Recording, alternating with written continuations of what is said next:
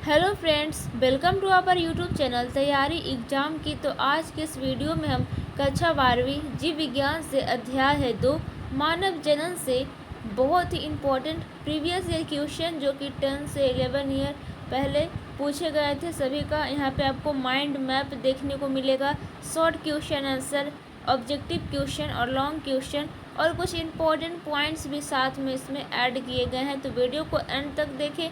Channel पे नए तो चैनल को सब्सक्राइब करके बेल आइकन को प्रेस कर ले ताकि हमारे आने वाले वीडियो की नोटिफिकेशन सबसे पहले आप तक पहुंचे। ठीक है, तो चलिए स्टार्ट करते हैं। तो आज के इस वीडियो में हम क्लास 12 बायोलॉजी से मानव जनन का यानी कि ह्यूमन रिप्रोडक्शन से चैप्टर 2 से, ठीक है, हम देख रहे हैं। यहाँ पर देखिए सबसे पहले आता है माइंड मैप। ओके, तो यहाँ पे मानव जनन तंत्र, ठीक है, ये दो प्रकार के होते हैं। पहला में है नर, दूसरा में है मादा। नर जनन तंत्र प्रमुख जनन अंग एवं संबंधित ग्रंथि यहाँ पे दिया गया है। यहाँ पे मानव जनन तंत्र प्रमुख मादा जनन अंग एवं संबंधित ग्रंथि। तो सबसे पहले हम नर का देखते हैं, ठीक है। तो इसमें वृषण हो जाएगा, अधिवृषण, शुक्रवाहक, मूत्रमार्ग, सीसन, जनन ग्रंथि। जनन ग्रंथि भी 3 प्रकार में होते हैं, शुक्राशय, प्रोस्टेट या पुरस्थ ग्रंथि और यहाँ पे कंद मूत्र पथ ग्रंथि। और वृषण प्राथमिक नर जनन अंग है। पूछ दे प्राथमिक नर जनन अंग क्या है, तो वृषण हो जाएगा, ठीक है। और इसके कार्य, वृषण के कार्य क्या हो जाएंगे, तो शुक्राणु जनन और टेस्टोस्टेरोन हार्मोन का स्रावन, ठीक है। और प्राथमिक नर जनन अंग का रचनात्मक अवयव में हो जाएगा शुक्र जनन नलिका, शुक्र वाहिकाएं और अधिवृषण, ठीक है। बात करें वहीं पे हम लोग मादा जनन तंत्र प्रमुख मादा जनन अंग एवं संबंधित ग्रंथि के बारे में। तो अंडाशय होता है, अंडवाहिनी, गर्भाशय, गर्भाशय ग्रीवा, योनि, बाह्य जननांग। ओके, आगे यहाँ पे प्राथमिक मादा जननांग, इसके अवयव होते हैं अंडाशय, स्ट्रोमा, अंडपुट्टी और इसके कार्य होते हैं अंडजनन, एस्ट्रोजन व प्रोजेस्टेरोन हार्मोन का स्रावन, ठीक है। आइए चलते हैं कुछ इंपॉर्टेंट पॉइंट्स की तरफ। पुरुष जनन तंत्र, द मेल रिप्रोडक्टिव सिस्टम के बारे में। तो जनन क्या है, तो जनन वह प्रक्रम है जिसके द्वारा जीव अपनी ही जैसी उर्वर संतानों की उत्पत्ति करता है। वृषण क्या है, तो यह एक पुरुष का प्रमुख या महत्वपूर्ण जनन अंग है, बोल सकते हैं, जिसमें नर युग्मक शुक्राणु बनते हैं। आगे है यहाँ पे अंतराली कोशिकाएं यानी कि इंटरस्टिटियल सेल्स, इसे लीडिंग की कोशिकाएं भी कहते हैं, जिसके द्वारा नर हार्मोन एंड्रोजन स्रावित होता है, ठीक है। आगे यहाँ पे पौरुष ग्रंथि यानी कि प्रोस्टेट ग्रंथि, यह नर की प्रमुख जनन ग्रंथि है, जिसमें प्रोस्टेटिक द्रव यानी कि प्रोस्टेटिक फ्लूइड स्रावित होता है, जो श्वेत अम्लीय द्रव है जो शुक्राणुओं को सक्रिय बनाता है। आगे है काउपर ग्रंथ यानी कि काउपर ग्लैंड, यह एक जोड़ी होती है जो प्रोस्टेट ग्रंथि के नीचे स्थित है। इसका स्राव क्षारीय द्रव है जो मूत्र के अम्लीय माध्यम से शुक्राणुओं की रक्षा करता है। आगे शुक्राणु जिसे स्पर्म कहते हैं, यह सूक्ष्म अगुणित कोशिकाएं हैं जिसे नर युग्मक कहते हैं। इसका निर्माण शुक्र जनन नलिकाओं में होता है। आगे है यहाँ पे वीर्य यानी कि सीमेन, मैथुन के समय सीसन के शीर्ष भाग में स्थित मूत्र जनन छिद्र से जो द्रव निकलता है वह वीर्य है। वीर्य में उपस्थित शुक्राणु को छानकर अलग करने पर जो द्रव बचता है उसे शुक्रिय जीव द्रव यानी कि सेमिनल प्लाज्मा कहते हैं, ठीक है। आगे यहाँ पे नर प्रजनन तंत्र, यह नर प्रजनन अंग तथा संबंधित ग्रंथियों से बना होता है। आगे वृषण प्रमुख नर जनन अंग है जहाँ नर युग्मक शुक्राणु का निर्माण तथा नर यौन हार्मोन इक्वल टू टेस्टोस्टेरोन का स्रावन होता है। अब देखिए कुछ ऑब्जेक्टिव क्वेश्चन हैं जो कि प्रीवियस ईयर 10 ईयर 11 ईयर में पूछे गए हैं। प्रश्न संख्या 1 है, सर्टोली कोशिकाएं पाई जाती, ई में है वृषण में, बी में है गर्भाशय में, सी में है अंडाशय में और डी में है यकृत में। तो सही उत्तर हो जाएगा वृषण में, ठीक है। और ये 2017 से 2021 के फाइनल बोर्ड एग्जाम में पूछे गए प्रश्न हैं। आइए चलते हम लोग स्त्री जनन तंत्र, the female reproductive system, important points. मादा प्रजनन तंत्र, यह मादा प्रजनन अंग तथा संबंधित ग्रंथि से बना होता है, ठीक है। आगे है यहाँ पे अंडाशय प्राथमिक मादा अंग का कार्य करती है, जहाँ मादा युग्मक अंड का निर्माण तथा मादा यौन हार्मोन यानी कि एस्ट्रोजन एवं प्रोजेस्टेरॉन का स्रावन होता है। आगे यहाँ पे ग्राफियन पुट्टिक यहाँ पे ग्राफियन पुट्टिक परिपक्व पुट्टिक है, जिसमें अंड द्वितीयक ओसाइट के रूप में म्यूसिस सेकेंड में रुका रहता है। आगे यहाँ पे अंडोत्सर्ग द्वितीयक यानी कि ओसाइट अवस्था में अंड का अंडाशय से निकलना, जो ग्राफियन पुट्टिक से स्फुटन से होता है। आगे यहाँ पे निषेचन, यह एम्पोलरी भाग में होता है। आगे यहाँ पे निषेचित अंड का गर्भाकाल में विकास गर्भाशय के अंदर होता है। आगे है योनि, यह मादा का मैथुन अंग है। ठीक है, आगे के ऑब्जेक्टिव क्वेश्चन है जो कि बहुत ही महत्वपूर्ण है एग्जाम के दृष्टिकोण से, क्योंकि ये प्रीवियस ईयर में पूछे गए ऑब्जेक्टिव है, वो बहुत महत्वपूर्ण है। प्रश्न संख्या 1 है, ग्राफियन पुट्टिक कहाँ पाया जाता है? 4 ऑप्शन है। ए में मानव रेशम में, बी में मानव अंडाशय में, सी में मानव यकृत में और डी में मेढक के अंडाशय में। तो ग्राफियन पुट्टिक पाया जाता है, ऑप्शन बी हो जाएगा, मानव अंडाशय में। ये बात आपको याद रखनी है। सेकेंड में गर्भाशय किससे संबंधित है? नर जनन तंत्र से, मादा या स्त्री जनन तंत्र से, सी में पादप जनन तंत्र से और डी में इन सभी से। तो ऑप्शन बी सही हो जाएगा, मादा स्त्री जनन तंत्र से। ठीक है, आइए चलते हैं प्रश्न संख्या 3 की तरफ। क्या कह रहा है ऑब्जेक्टिव क्वेश्चन में? एक स्वस्थ महिला के पूरे जीवन काल में कुल उत्पन्न अंडों की संख्या होती है। ए में 4000, बी में 400, सी में 40 और डी में 365। ऑब्जेक्टिव क्वेश्चन करवाए थे तो आपको बताए थे कि 400 होती है, याद रखेंगे। आगे है यहाँ पे, और ये 2018 के प्रीवियस ईयर क्वेश्चन में पूछे गए प्रश्न है। 4 में है, निषेचन आंतरिक होता है किसमें? तो तारा मछलियों में, शार्क में, हड्डीदार मछलियों में या उभयचर में। और ये 2022 के फाइनल बोर्ड एग्जाम में पूछे जा चुके प्रश्न है। तो शार्क में हो जाएगा निषेचन आंतरिक। ठीक है, याद रखेंगे। अब देखिए 5 है, कथन 1 है, एक अंडाशय को हटाने के बाद पुनर्जनन की प्रक्रिया बाधित नहीं होती है।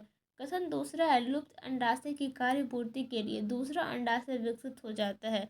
और ये 2012 के फाइनल बोर्ड एग्जाम में पूछे गए प्रश्न है। ए में दोनों कथन सही है तथा कथन दूसरा कथन एक की सही व्याख्या है। बी में दोनों कथन सही है परंतु कथन दूसरा कथन 1 की सही व्याख्या नहीं है। सी में कथन 1 सही है परंतु कथन 2 असत्य, और डी में कथन 1 असत्य है परंतु कथन 2 सत्य है। तो इसका सही उत्तर क्या हो जाएगा? तो इसका सही उत्तर हो जाएगा ऑप्शन 1, दोनों कथन सही है तथा कथन दूसरा कथन पहला की सही व्याख्या करता है। ठीक है, यानी कि देखिए क्या कह रहा है, लुप्त अंडाशय की कार्यपूर्ति के लिए दूसरा अंडाशय विकसित हो जाता है। एक अंडाशय को हटाने के बाद पुनर्जनन की प्रक्रिया बाधित नहीं होती है। ठीक है, आइए चलते हैं लघुत्तरीय प्रश्न पे। शॉर्ट आंसर टाइप क्वेश्चन कह रहा है। प्रश्न संख्या 1 में मानव अंडाशय की अनुप्रस्थ काट का स्वच्छ एवं नामांकित चित्र बनाएं। और देखिए ये 2014, 2016, 2018, 2021 और 2019 के फाइनल बोर्ड एग्जाम में पूछे गए प्रश्न हैं। ठीक है, तो आइए हम इसका उत्तर देख रहे हैं। अब चलिए चलते हैं आपको इसका आंसर की तरफ लेके। तो देखिए यहाँ पे आंसर यहाँ पे दिया गया है लघुत्तरीय प्रश्न का जो भी था। तो शॉर्ट आंसर टाइप क्वेश्चन का उत्तर देख रहे हैं हम। चित्र है यहाँ पे, मानव अंडाशय का अनुप्रस्थ काट। तो देखिए इसे कहते हैं प्राथमिक पुट्टिक, इसे कहते हैं द्वितीयक पुट्टिक, इसे कहते हैं परिपक्व पुट्टिक और इसे कहते हैं रक्तवाहिका और इसे कहते हैं कॉपर्स ल्यूटियम। ठीक है, जो इस तरह से रहता है कुछ इस तरह से। ओके, और इसे कहते हैं विमुक्त पुट्टिक। ठीक है, मानव अंडाशय का अनुप्रस्थ काट।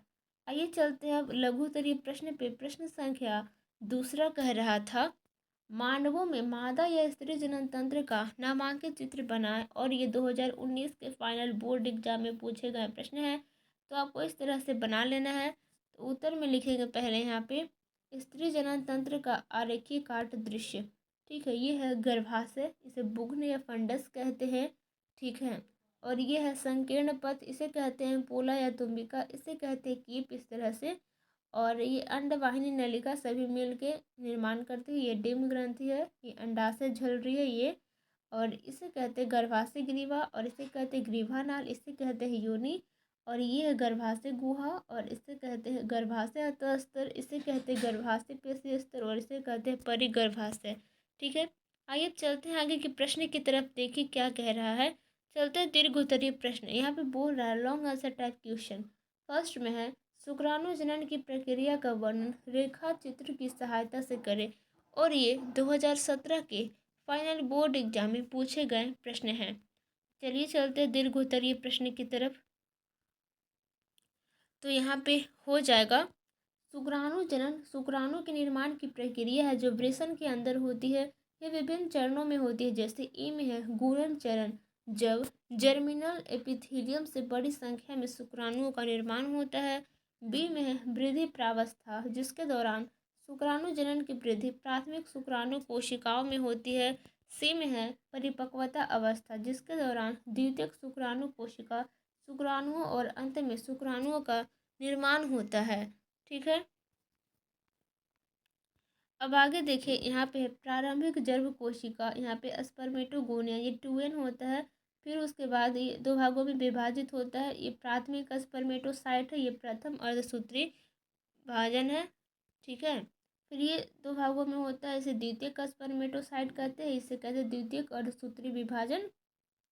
फिर ये भी दो प्रकार में होता है, एन ये भी एन। ठीक है, ये पे स्पर्मियोजेनेसिस होता है, ये शुक्राणु है और ये शुक्राणु का सिर है और ये मध्य भाग है और ये पूंछ है। ठीक है, मध्य भाग को ग्रीवा भी कहते हैं, ये बात आपको याद रखनी है। ठीक है, आइए चलते हैं अब दीर्घोत्तरीय प्रश्न दूसरा पे क्या कह रहा है। यहाँ पे है मनुष्य में स्त्री जनन तंत्र का स्वच्छ समुचित तथा नामांकित चित्र बनाइए, इनके विभिन्न अंगों या अवयवों के कार्य लिखें।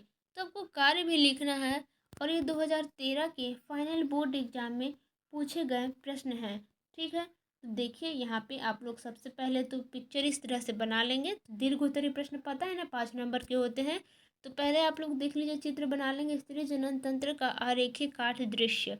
तो ये भी देख लीजिए, गर्भाशय इसे बुग्न या फंडस कहते हैं, ये है संकीर्ण पथ, ये एम्पुला या तुम्बिका, इसे कीप कहते हैं, और ये तीनों मिलकर अंडवाहिनी नलिका बनाती है, इसे झलरी कहते हैं। ये डिम्ब ग्रंथि है, ये अंडाशय झलरी है, ये गर्भाशय ग्रीवा है, ये ग्रीवा नाल है, ये योनि है।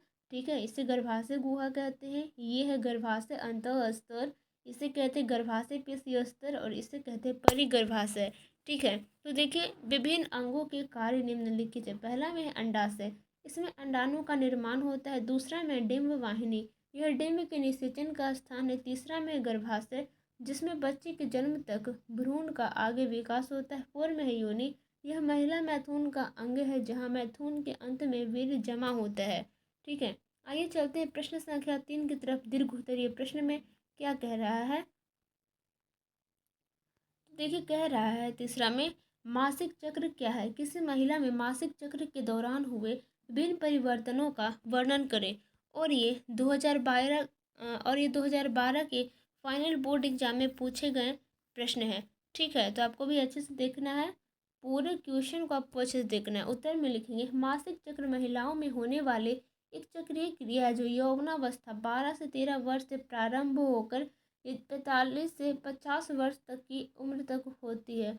ठीक है, पहला मासिक चक्र मीनार्की कहलाता है, जबकि अंतिम में बंद होने को मेनोपॉज कहते हैं। ठीक है, एक मासिक चक्र के पूरा होने में 28 से 30 दिन का समय लगता है, जो 3 प्रावस्थाओं में होता है। तो यहाँ पर पिक्चर है दिया गया, गर्भाशयी घटनाएं हैं यहाँ पे, और यहाँ पे अंडाशयी हार्मोन स्तर, अंडाशयी घटनाएं, और ये है इसके ऊपर पीयूष हार्मोन स्तर। तो पीयूष हार्मोन स्तर देख सकते हैं हम लोग FSH। ठीक है, ये रेड वाला है, और ये जो देख रहे हैं आसमानी वाला, इसे LH कहते हैं। ठीक है, आगे अंडाशयी हार्मोन स्तर, अंडाशयी घटनाएं, तो इसे देख लीजिए, पहले विकासशील पुटक धीरे से, पहले इतना था, फिर इतना बड़ा हुआ, फिर इतना बड़ा हुआ, अब ये परिपक्व पुटक हो गया। ठीक है, अब अंडोत्सर्ग के लिए ये रेडी है, अगर अंडोत्सर्ग नहीं होता तो फिर ये डिस्ट्रॉय हो जाता है। ठीक है, फिर आगे है विकासशील कॉपर ल्यूटियम।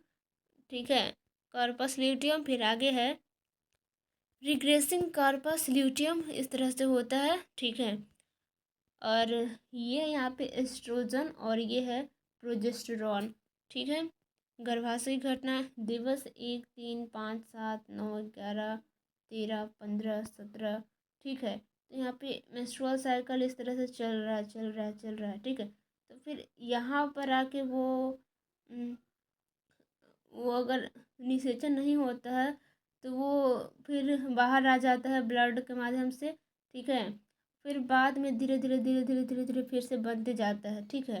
और एक बात याद रखनी है आपको, जो गर्ल्स होती है, फीमेल होती है, अगर उसमें समझिए कि फर्स्ट डे मेंस्ट्रुअल साइकिल हुआ तो फर्स्ट डे से 16वें से 17वें दिन तक अगर वो, ठीक है, निषेचन करती है यानी कि मेल फीमेल सेक्स करते हैं तो उनमें प्रेग्नेंट होने की संभावना बहुत ज़्यादा होती है। अगर उसके बाद की पीरियड अगर करेंगे तो वो प्रेग्नेंट नहीं होगी।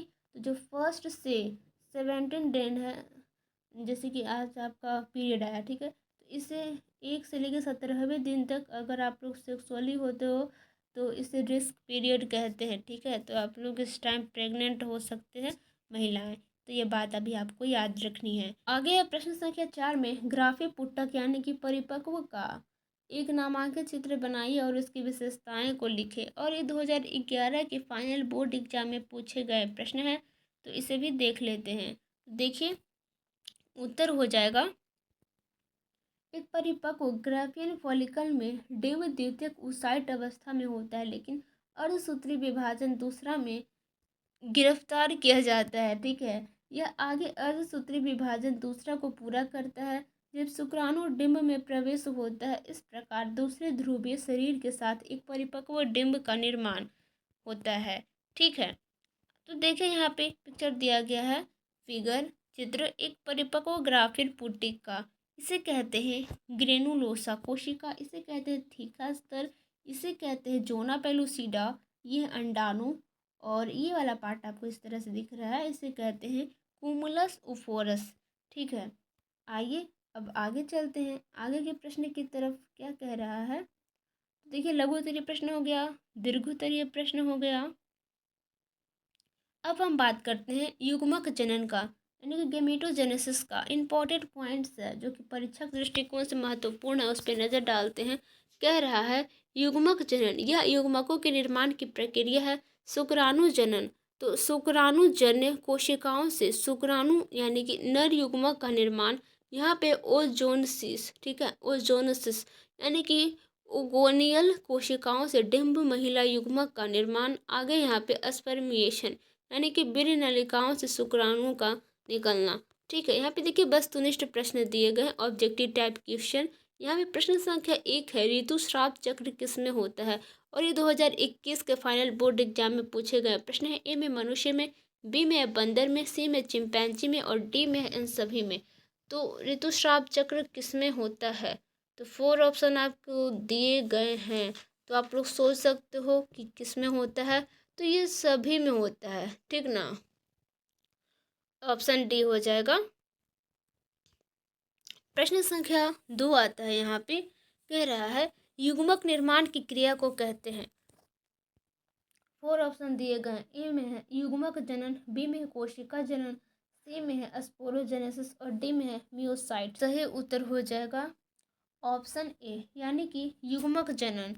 प्रश्न संख्या 3 आता है, परिपक्व शुक्राणु के शीर्ष पर एक टोपीनुमा संरचना पाई जाती है, उसे क्या कहते हैं। और ये 2019 के फाइनल बोर्ड एग्जाम में पूछे गए प्रश्न है। ए में एक्रोसोम, बी में मेसोसोम, सी में है एपिसोम, और डी में है स्पोरोसोम, ठीक है। तो तीसरा का सही उत्तर हो जाएगा ऑप्शन ए हो जाएगा यानी कि एक्रोसोम।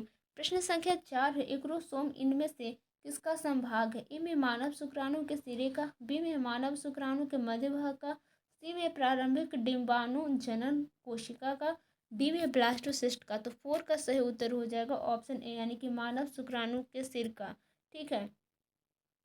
आइए अब चलते हैं आगे क्या कह रहा है। प्रश्न संख्या 5 आता है, शुक्राणु जनन का नियंत्रण किसके द्वारा होता है, ठीक है। तो ऑप्शन ए में यहाँ पे एस्ट्रोजन, बी में है एलएच, सी में है एंड्रोजन, और डी में है इनमें से कोई नहीं। और ये 2015 के फाइनल बोर्ड एग्जाम में पूछे गए प्रश्न है, तो ऑप्शन सी हो जाएगा एंड्रोजन, ठीक है, एंड्रोजन। और आगे प्रश्न संख्या 6 में मानव शुक्राणु के एक्रोसोम का निर्माण होता है, और ये 2022 के फाइनल बोर्ड एग्जाम में पूछे गए प्रश्न है। ए में केंद्रक द्वारा, बी में लाइसोसोम द्वारा, सी में गोल्जी कॉइल द्वारा, और यहाँ पे डी में अंतःप्रद्रव्य चालिका द्वारा। तो मानव शुक्राणु के एक क्रोमोसोम का निर्माण किसके द्वारा होता है? तो गोल्जी कॉइल द्वारा होता है। ऑप्शन से याद रखेंगे। अब देखिए लघु उत्तरीय प्रश्न आता है, शुक्राणु जनन एवं अंड जनन के बीच अंतर स्पष्ट करें। और ये 2020 के फाइनल बोर्ड एग्जाम में पूछे गए प्रश्न हैं। तो आइए चलते देखते हैं। तो यहाँ पर देख लीजिए, इसका उत्तर दिया गया है, शुक्राणु जनन एवं अंड जनन के बीच अंतर निम्नलिखित है। तो अंड जनन, शुक्राणु जनन, इसमें है यह अंड निर्माण की क्रिया है, यह शुक्राणु निर्माण की क्रिया है। इसमें एक प्राथमिक ओसाइट से एक अंड का निर्माण होता है और इसमें एक प्राथमिक स्पर्मेटोसाइट से 4 शुक्राणु का निर्माण होता है। तीसरा में इसमें 2 से 3 पोलर बॉडी बनता है और तीसरा में इसमें पोलर बॉडी नहीं बनता है। ठीक है, आइए अब चलते हैं आगे के प्रश्न की तरफ। क्या कह रहा है, अंड जनन तथा शुक्राणु जनन के बारे में लिखें। तो आपको लिखना है, 2 नंबर का क्वेश्चन है। ठीक है, अगर आप लोग सही से लिखेंगे, राइटिंग अच्छी होगी तो आपको नंबर मिल जाएगा। ठीक है, अगर आपको सही सही आंसर लिखे, राइटिंग अच्छी नहीं है तो मैटर नहीं करता, आपको नंबर मिल जाएगा। दूसरा में है, शुक्राणु जनन में शुक्राणु तथा अंड जनन में अंडाणु का निर्माण होता है। शुक्राणु जनन वृषण में, जबकि अंडाणु जनन अंडाशय में होने वाली क्रिया है। ध्यान देंगे, शुक्राणु जनन किस में होता है? वृषण में, जबकि अंडाणु जनन किस में होता है? अंडाशय में। ठीक है, ये बात आपको याद रखनी है। होने वाली क्रिया है, शुक्राणु जनन में एक स्पर्मेटोगोनिया से 4 शुक्राणु, जबकि अंडाणु जनन में सिर्फ एक अंडाणु का निर्माण होता है। ठीक है, आइए अब बात करते हैं आगे के प्रश्न की तरफ। और ये चैप्टर परीक्षा के दृष्टिकोण से बहुत ज़्यादा महत्वपूर्ण है। तीसरा में, शुक्राणु के मध्य भाग में क्या क्या पाया जाता है? ध्यान देंगे क्या क्वेश्चन पूछा है कि शुक्राणु के मध्य भाग में क्या क्या पाया जाता है। तो देखिए उत्तर में लिखेंगे आप लोग, शुक्राणु के मध्य भाग में निवेन कर्ण पाया जाता है, जो माइटोकॉन्ड्रिया की वलिद संरचना है। इसे शुक्राणु का ऊर्जा गृह भी कहते हैं। ठीक है, तो इस वाले पार्ट को कहते हैं मध्यखंड, इस वाले पार्ट को। ठीक है, ग्रीक मध्यखंड, सूत्रकणिका, माइटोकॉन्ड्रिया। और ये तैरने के लिए यहाँ पे लिख सकते हैं, माइटोकॉन्ड्रिया पाए जाते हैं जो कि तैरने के लिए शुक्राणु को ऊर्जा प्रदान करते हैं। थोड़ा बहुत तो आप बढ़ा चढ़ा के लिख सकते हो, तो संभावना है 2 नंबर मिल जाएगा। ज़्यादा भी नहीं लिखना है, लेकिन अच्छे से आपको एक्सप्लेनेशन करना है। ठीक है, आगे है 4 में, मनुष्य शुक्राणु का एक नामांकित चित्र बनाइए। और ये 2012 के फाइनल बोर्ड एग्जाम में पूछे गए प्रश्न हैं। तो ये देखिए 2 नंबर के क्वेश्चन है। ठीक है, यहाँ पे जीव द्रव्य कला, इसे प्लाज्मा झिल्ली कहते हैं। इस भाग को शीर्ष कहते हैं, ये है अग्रपिंडक। और इसे कहते हैं केंद्रक युक्त गुणसूत्री पदार्थ, इसे कहते हैं ग्रीक। जो बायो के स्टूडेंट है, मैथ नहीं लिए हैं, बायो लिए स्पेशल, उनको ये सब पिक्चर बनाना आना चाहिए। आप लोग बहुत अच्छी हो, पिक्चर बनाओ आप लोग। ठीक है, इसे मध्यखंड कहते हैं, इसे कहते हैं सूत्रकणिका। इसे माइटोकॉन्ड्रिया कहते हैं, जो कि तैरने के लिए ऊर्जा का स्रोत है। और इसे पूछी कहते हैं, पूछ। यह है शुक्राणु की संरचना। ठीक है, तो आइए चलते हैं फटाफट देखते हैं आगे की क्वेश्चन क्या क्या हैं। अब देखिए लॉन्ग आंसर क्वेश्चन हम लोग आ चुके हैं। प्रश्न संख्या 1 है, मासिक चक्र का वर्णन करें। और ये 2020 के फाइनल बोर्ड एग्जाम में पूछे गए प्रश्न हैं। उत्तरीय प्रश्न के उत्तर हैं, मादा प्राइमेट्स जैसे बंदर, एपिस एवं मानव के प्रजनन अंगों में होने वाली चक्रीय परिवर्तन को आर्तक चक्र कहते हैं, जो 12 से 13 वर्ष की अवस्था में शुरू होता है, 45 से 55 वर्ष की उम्र तक का होता है। यौवनावस्था में प्रथम आर्तव होने को मेनार्की कहते हैं। ठीक है, मेंस्ट्रुएशन 28 से 29 के अंतराल पर पुनरावृत्त होता है। अतः एक मेंस्ट्रुएशन से शुरू होकर दूसरे मेंस्ट्रुएशन के बीच की अवधि को आर्तव चक्र कहते हैं। ठीक है, और ये सभी बात आपको याद रखनी है, क्योंकि एग्जाम के दृष्टिकोण से बहुत बहुत ही इम्पोर्टेंट है। ठीक है, आगे के प्रश्न दूसरा में कह रहा है, मानव शुक्राणु की संरचना का नामांकित चित्र दर्शाइए तथा इसके सभी घटकों के बारे में संक्षेप में लिखें। और ये 2015 के फाइनल बोर्ड एग्जाम में पूछे गए प्रश्न है। तो आइए इसे भी देख लेते हैं। संक्षेप में लिखने को बोल रहा है। उत्तर हो जाएगा, शुक्राणु एक अगुणित नर युग्मक है जिसका निर्माण शुक्राणु जनन द्वारा वृषण में होता है। यह एक सूक्ष्म रचना है जो सिर, ग्रीवा, मध्य भाग तथा पुच्छ में बटा होता है। शुक्राणु के सिर के ऊपरी शीर्ष भाग में एक क्रोमोसोम होता है तथा सिर में केंद्रक मौजूद रहता है। एक्रोसोम में एंजाइम होते हैं जो अंड के निषेचन में भाग लेता है। मध्य भाग में बहुत से माइटोकॉन्ड्रिया का विन्यास कुंडली नुमा होता है जिसे नेबेन कर्ण कहते हैं, जो शुक्राणु को ऊर्जा प्रदान करता है। ठीक है। और यहाँ पे देखिए पिक्चर, यहाँ पे जीव द्रव्य कला है जिसे प्लाज्मा झिल्ली कहते हैं। अग्रपिंडक केंद्रक युक्त गुणसूत्री पदार्थ, और यहाँ पे शीर्ष है, इसे ग्रीक कहते हैं ग्रीवा, कह सकते हैं ग्रीवा। ठीक है। ये मध्य खंड, ये सूत्र कणिका माइटोकॉन्ड्रिया चलने के लिए ऊर्जा का स्रोत है। ये पूछे सब पूछ कहते हैं। ये चित्र है शुक्राणु की संरचना। यहाँ पर देख लीजिए निषेचन एवं अंतरोपण यानी कि फर्टिलाइजेशन एंड इम्प्लांटेशन, इसमें कुछ इंपॉर्टेंट पॉइंट्स दिए गए, इसे भी देख लेते हैं। निषेचन एक युग्मनज बनाने के लिए और नर और मादा युग्मक का संलयन है। प्रत्यारोपण क्या है? यह ब्लास्टोसिस्ट अवस्था में जायगोट का माँ के गर्भाशय यानी कि एंडोमेट्रियम के साथ जुड़ाव है। यहाँ पे देखिए वस्तुनिष्ठ प्रश्न दिया गया, ऑब्जेक्टिव टाइप क्वेश्चन। फर्स्ट में यहाँ पे निम्नलिखित में से कौन गर्भाशय के अस्तर में प्रत्यारोपित होता है? और ये 2022 के फाइनल बोर्ड एग्जाम में पूछे गए ऑब्जेक्टिव के क्वेश्चंस हैं। ठीक है। तो निम्नलिखित में से कौन गर्भाशय के अस्तर में प्रत्यारोपित होता है? ए में मेरूला, बी में गैस्ट्रोला, सी में युग्मनज और डी में है ब्लास्टोसिस्ट। तो इसका सही उत्तर हो जाएगा ऑप्शन डी यानी कि ब्लास्टोसिस्ट। प्रश्न संख्या दूसरा है, मनुष्य में अपरा का निर्माण होता है, और ये भी 2022 के फाइनल बोर्ड एग्जाम में पूछे गए प्रश्न। ए में है एमनियोन द्वारा, बी में है एलेंटोयस द्वारा, सी में कोरियोन द्वारा और डी में कोरियोन तथा एलेंटोयस द्वारा। तो दूसरा का यहाँ पे जो सही उत्तर हो जाएगा वो ऑप्शन सी हो जाएगा यानी कि कोरियोन द्वारा। ठीक है। आगे है लघुत्तरीय प्रश्न का प्रश्न संख्या 1 है, आरोपण किसे कहते हैं? यह क्रिया कब प्रारंभ होती है? क्या कह रहा है? आरोपण। ठीक है। तो ये 2014 के फाइनल बोर्ड एग्जाम में पूछे गए प्रश्न है। तो देखिए इसका उत्तर यहाँ पे दिया गया है। तो आरोपण में भ्रूण का जुड़ाव गर्भाशय के एंडोमेट्रियम की भित्ति से हुआ करता है। यह गर्भाशय की शुरुआत यह ब्लास्टोसिस्ट अवस्था में शुरू होता है। ओके। अब देखिए आगे के प्रश्न क्या कह रहे हैं। एक दीर्घोत्तरीय प्रश्न है, ब्लास्टोसिस्ट का निर्माण चित्र द्वारा करें। तो आपको चित्र द्वारा ब्लास्टोसिस्ट का निर्माण करना है, जो कि दीर्घोत्तरीय प्रश्न है। यहाँ पे आप लोग देख सकते हो।